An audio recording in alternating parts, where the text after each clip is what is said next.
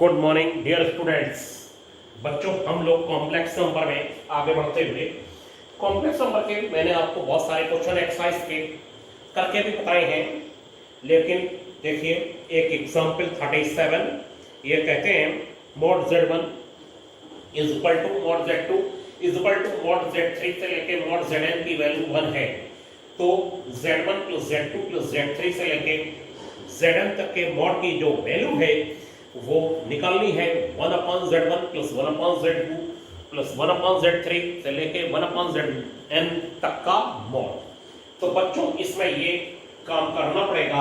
देखिए जरा ये कितना बढ़िया क्वेश्चन है कि हम लोग Z1 बार के मॉड से न्यूमरेटर डिनोमिनेटर में डिवाइड कर देते हैं और ये हो जाएगा Z2 और Z2 बार और अपॉन Z2 बार और plus Z3 bar upon Z3 बार और and so on Zn bar upon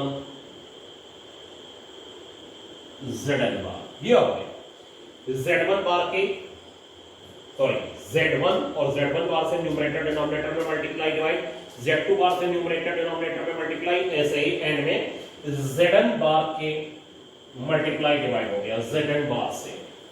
बच्चों न्यूमरेटर में क्या बन गया आपको बताया Z इंटू Z बार, ये होता है मॉड Z का स्क्वायर, तो ये आ गया और ये हो गया बच्चों Z1 का बार और ये हो गया मॉड Z2 का होल स्क्वायर, ये Z इंटू Z बार मॉड Z का स्क्वायर, तो मॉड Z1 का स्क्वायर, ये मॉड Z2 का स्क्वायर और ये Z2 का बार हो गया और ये हो गया Z3 का मॉड का स्क्वायर और ये हो गया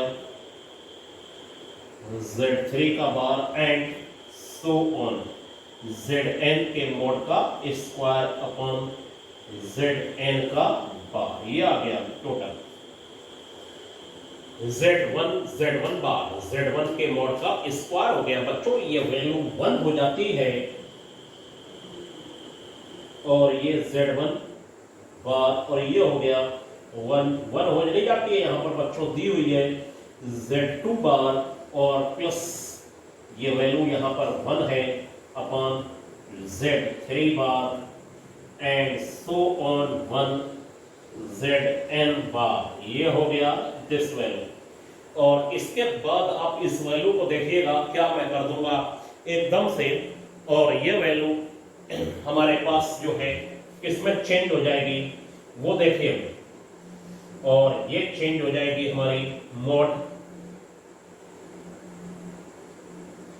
1/Z1 plus 1/Z2 plus 1/Z3 से लेके 1/Zn के मॉड का होल बार। अब आप ये कहेंगे ये सर कैसे आया, ये होल बार आपने कैसे लगा दिया? जरा देखिए इसका टेक्निक क्या है, ये कैसे आया होगा इसको समझना बेहद जरूरी है।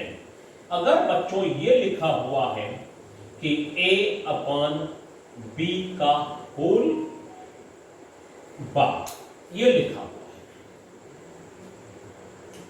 यहां पर ये लिखा हुआ है 1/Z1 bar plus 1/Z2 bar plus there से समझ में आएगा 1/Z3 बार प्लस 1/Zn बार। तो बच्चों इसमें ये यहां पर मॉड लगा हुआ है और मॉड लगा होने के बाद सपोज चलिए मैं आपको 1/B पर ही बार लगाई भी करता हूं, ठीक है? तो बच्चों ये हो जाएगा आपका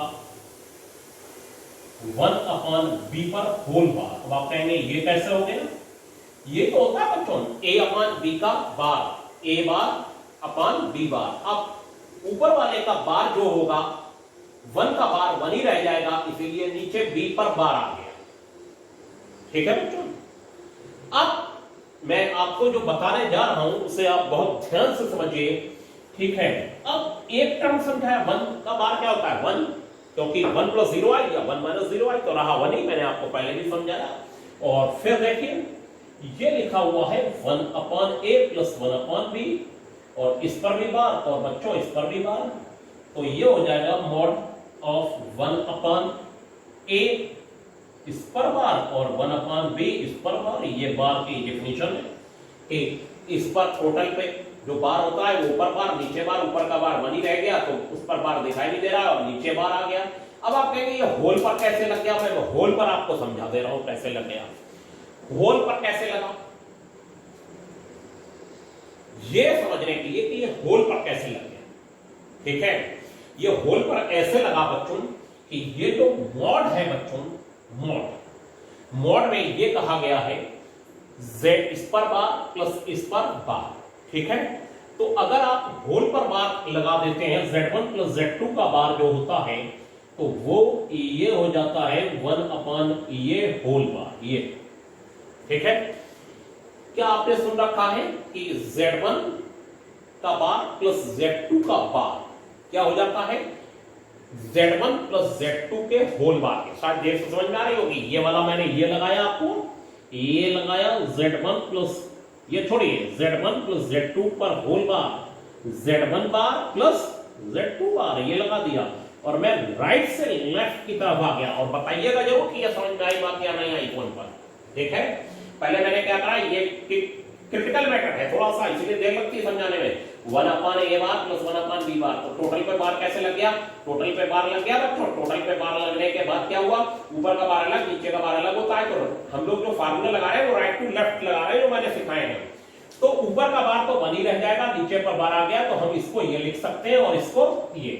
और फिर बच्चों हमने ये बताया कि z1 प्लस z2 का बार क्या होता है, z1 बार अलग z2 बार अलग, z1 पर बार अलग लगाए z2 पर बार अलग लगाए, तो ये क्या हो गया z1 प्लस z2 का होल बार, ठीक है बच्चों। और अब यहां पर अगर 3 टर्म होते तो 3 टर्म पर टोटल बार आ जाता, यहां 4 टर्म होते तो 4 पर पूरा बार आ जाता, n टर्म है तो n पर टोटल बार आ गया। अब टोटल बार आ गया और ये कॉम्प्लेक्स नंबर है, टोटल पर बार आ गया बच्चों, ये कॉम्प्लेक्स नंबर है, ठीक है। अब मैंने ये बनाया है और ये वैल्यू बच्चों हो जाएगी 1 upon z1 plus 1 upon z2, complex number पूरा बन रहा है ये, 1 अपॉन z3 और प्लस 1 अपॉन zn, ये हो गया दिस। अब आपको ये कहां से आया, ये भी एक प्रॉपर्टी है, वो मैं नीचे लिख के दिखा दे रहा हूं। z का बार और z का मॉड, z बार का मॉड, मैंने कहा था ये बराबर होते हैं, और माइनस z का मॉड, ये तीनों इक्वल होते हैं। तो अगर पूरे कॉम्प्लेक्स नंबर का बार का मॉड लगाया या बिना बार का मॉड, आपस में क्या होंगे बच्चों, इक्वल हो जाएंगे। तो ये क्वेश्चन देर लगाता है और आपको मुझे लगता है समझ में आया होगा, और नहीं आया तो आप मुझे फोन करके बता दीजिए, मैं एक बार और एक्सप्लेन कर दूंगा बच्चों। अब देखिए नेक्स्ट क्वेश्चन, तो आपके स्क्रीन पर अब जो क्वेश्चन आया है वो 39 नंबर का एग्जाम्पल है बच्चों। पर मैं आपको बता रहा हूं वीडियो में ज्यादातर इतने लंबे क्वेश्चन एक या दो 2 या 3 हो पाते हैं, इसलिए मैं आपको रिटन में भी बहुत सारे क्वेश्चन दे रहा हूं, आप उनको समझिए। उसमें भी मैं आपको बता रहा हूं कैसे होंगे, और वो नहीं समझ में आते तो आप हमसे बेशक पूछिए क्या उसमें, तो मैं वीडियो में कुछ बना के आपको दूंगा, ठीक है बच्चों। इसमें कहा है क्वेश्चन में find all non zero complex number, non zero complex number इन्हें चाहिए, और satisfying z bar is equal to I z square, satisfying z bar is equal to I z square, ठीक। तो बच्चों तो हम लोग लेट कर लेंगे z is equal to x plus i y, और यहाँ x plus i y का बार हो जाएगा और ये हो जाएगा i, और x plus i y का होल स्क्वायर। ये देखिए ये क्वेश्चन दिया है, हमने z लिख लिया, z की वैल्यू निकालनी है बच्चों, और z की वैल्यू जब निकालनी है बच्चों तब ये z x plus i y हो जाएगा x minus i y, और ये i x square plus i square y square plus 2i x y हो गया, और ये x minus i y i x square minus y square plus का 2i x y हो गया। और बच्चों अब हम लोग ये काम करेंगे कि x minus I Y is equal to I की इन दोनों में मल्टीप्लाई करके रख लेंगे, और ये हो गया 2i स्क्वायर एक्स वाई, ये आ गया बच्चों। और बच्चों ये आ जाने के बाद हम लोग ये लिख लेंगे x प्लस आई माइनस वाई, और ये हो गया आई स्क्वायर माइनस 1 होता है, तो ये हो गया बच्चों माइनस 2xy और प्लस आई इस ब्रैकेट में x square minus y square, और ये बच्चों हो गया नंबर 2, ये हो गया नंबर 2, ये हो गया नंबर 1। अब बच्चों from 2 equating real part and imaginary part on both side, वो लिखिए अपनी कॉपी पर। तो x इक्वल टू हो जाएगा माइनस 2xy, और ये 1 नंबर 3 नंबर हो गई इक्वेशन, और फिर minus y is equal to हो गया x square minus y square, ये हो गया। तलाश है x और y की बच्चों, x और y की। अब क्या करेंगे, फ्रॉम थर्ड, हम लोग फ्रॉम थर्ड ये काम करेंगे, x is equal to minus 2xy है, तो x plus 2xy is equal to 0 हो जाएगा। ये इधर में दिया लेफ्ट और x कॉमन, और मैं आपको पहले बता चुका हूं x अगर कॉमन कर लेंगे, वहां ट्रिग्नोमेट्रिक इक्वेशन में बताया था, अगर आप वैल्यू एक इधर से लेफ्ट और राइट की कैंसिल करेंगे तो एक वैल्यू खत्म हो जाएगी जो आने वाली है। देखिए यहाँ क्या आ रहा है, 1 प्लस 2y इज ब्रैकेट को 0, और लिखेंगे एक बार इफ x 0, और फिर लिखेंगे if 1 plus 2y 0 then y is equal to minus 1/2। ये आ गया बच्चों हमारे सामने, x 0 और y माइनस 1/2। अब हम लोगों को तलाश है x और y की वैल्यू। अब हम लोग बच्चों फोर्थ नंबर की इक्वेशन में x 0 लगाएंगे और y निकालेंगे, और फिर y माइनस 1/2 लगाएंगे, और फिर x निकालेंगे, और जितने भी पेयर बनेंगे सब इसके नॉन जीरो जो वैल्यूज होंगी वो सोल्यूशन लिख दिए जाएंगे। देखते हैं बच्चों क्या आ रहा है, देखिए क्या आता है बच्चों, और बहुत सारे क्वेश्चन इस चैप्टर में रिटन में भी मिलेंगे। From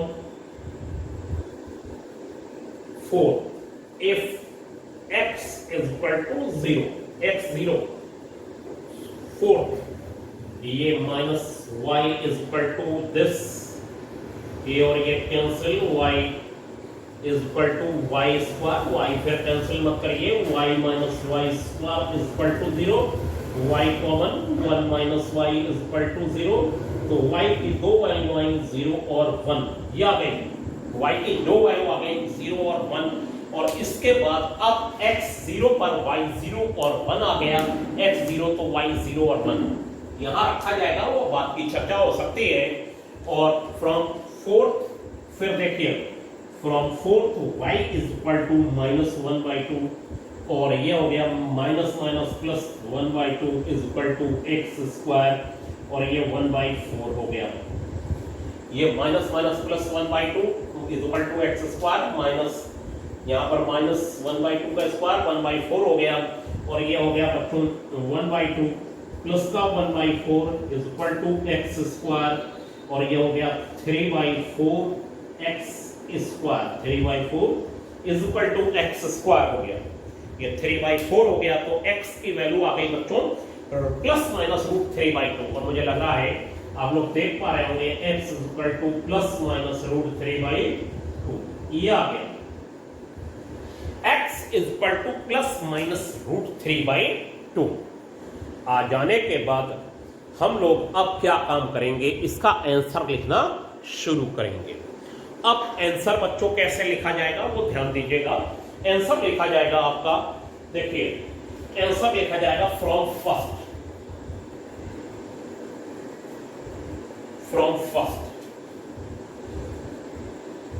z is equal to x0 y0, 0 plus 0 non zero चाहिए, ये छोड़ दीजिए, x0, तो बच्चों देखिए y 1 आ चुका है, तो y की वैल्यू 1 लगा दीजिए, तो ये हो गया 1 into i, ठीक है। फिर z x रूट 3/2, तो y माइनस 1, देखिए x रूट 3/2 है तो y माइनस 1/2 है, x रूट 3/2 तो y माइनस 1/2, और बच्चों ये आई, फिर z की वैल्यू x माइनस रूट 3/2, और y की वैल्यू हो गई -1/2, और ये बच्चों तब i हो गया। तो ये आंसर, ये आंसर, ये आंसर, 3 आंसर है जो नॉन जीरो है, ये i है, सिर्फ i।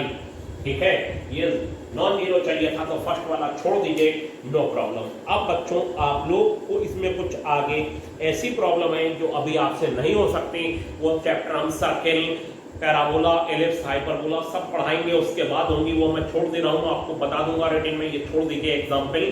और आप लोगों को एक्सरसाइज के कुछ क्वेश्चन और मैं रिटन में दे रहा हूँ इस वीडियो के साथ बच्चों, ठीक है, क्योंकि और उसके बाद अगर उसमें जो लाइनें नहीं समझ में आ रही हैं आप मुझे बताइए बच्चों, और पूरी एक्सरसाइज करिए, ठीक है।